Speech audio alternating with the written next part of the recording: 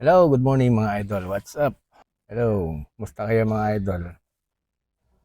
Kwentuhan na lang muna tayo about sa pag-YouTube mga idol. Ang hirap magpa-famous at saka kumuha ng mga viewers sa paggawa ng mga content sa pagbablog sa YouTube.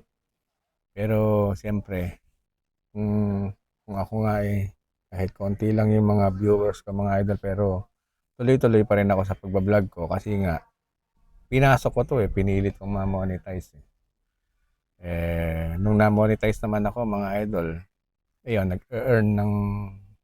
nag-earn kahit papano mga idol. Ang mahirap lang mga idol, yung sinimulan mo tapos susukuan mo. Ako naman, hindi naman ako nasuko.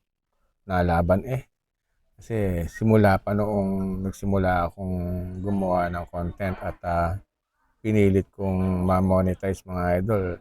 Ang hirap, napakahirap, pero tinaga ako. Talaga nagpursige ako mga idol sa pag-vlog.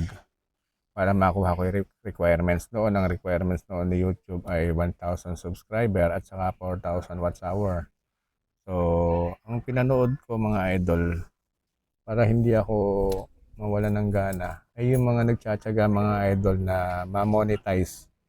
Kasi, although nanonood din ako ng mga famous mga idol, pero kasi hindi ko nakuha na ng lakas yung mga idol kasi sila mga legit, mga ano sila, mga sikat sila mga idol Pero ang pinapanood ko noon yung mga nagpipilit ma-monetize na na-monetize.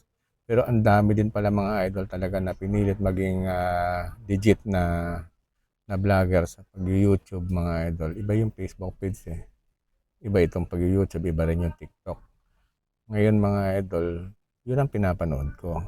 Ngayon, sabi ko, parehas lang naman kami ng katauhan. Kung kaya niya ma-monetize, kaya ko rin siguro kasi kinaya niya Oh, hanggang sa sige gawa ako ng mga content mga idol. Ang views konti-konti lang. Pinilit ko araw-araw, tsinyaga ko talaga mga idol. Talagang pukpok na pukpok, ang hirap pang mag-upload mga idol kasi nga pagka mahina yung internet mo, medyo doon ka madidismaya. Kaya tsinyaga ko mga idol. Tapos hanggang sa kagagawa ng mga videos. Merong nag-viral na video ko mga idol. Yun ang bumuo ng ng watch hour ko mga idol. Una ko nabuo yung subscriber, 1,000 na tao. Yan, talagang hirap din naman talaga kung paano sila magsusubscribe sa'yo kasi hindi ka naman nila kilala.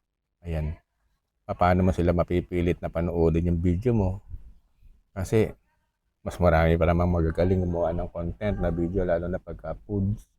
Pero ako mga idol, ang dami, hundreds hanggang libo na yata yung nagawa akong content sa pagbablog.